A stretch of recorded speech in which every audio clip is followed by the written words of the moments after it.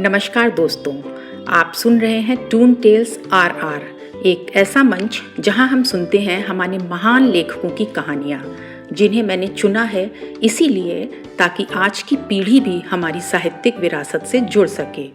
यहां आपको मिलेंगी शिवानी, प्रेमचंद, मालती जोशी, रविंद्रनाथ ठाकुर जैसे रचनाकारों की कहानियां, सरल भाषा में, संक्षिप्त रूप में, मगर पूरे भाव के साथ।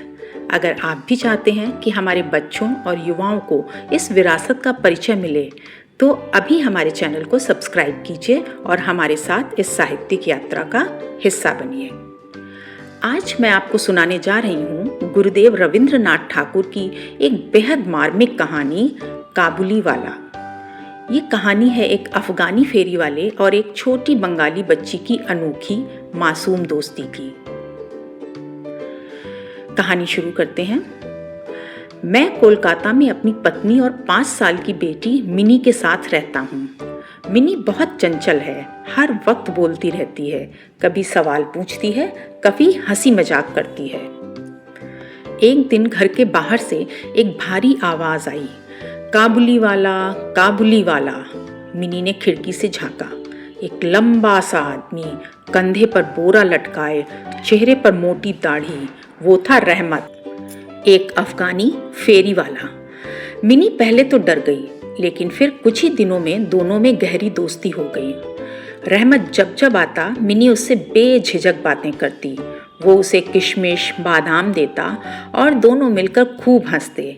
मिनी उसे तंग करती, कहती, काबुली वाले, क्या तुम्हारी बोरी में बच्चे छुपे हैं? और रहमत हंसते हुए कहता, हाँ, बहुत सारे। लेकिन एक दिन रहमत को किसी झगड़े में गिरफ्तार कर लिया गया। वो कई साल जेल में रहा। इस बीच मिनी बड़ी हो गई, वो अब दुल्हन बनने वाली थी। जेल से छूटकर रहमत सीधा मिनी से मिलने आया, लेकिन अब वो मिनी नहीं थी जिसे वो जानता था। मिनी भी चुपचाप खड़ी रही, रहमत को नहीं पहचान पाई। रहमत की आंखें भर आईं। उसने जेब से एक पुरानी मुड़ी तुड़ी कागज पर बनी तस्वीर निकाली, उसकी अपनी बेटी की तस्वीर। उसे समझ आ गया, उसकी बेटी भी अब शायद उसे भूल चुकी होगी। मैंने रहमत के हाथ में पैसे रखे ताकि वो अपने देश वापस जाकर अपनी बेटी से मिल सके। मिनी की शादी में थोड़ा कम खर्च हो गया, लेकिन एक पिता अपनी बेटी से मिल सका। ये कहानी हमें सिखाती है कि भावनाएं ना तो मजहब देखती हैं, ना भाषा।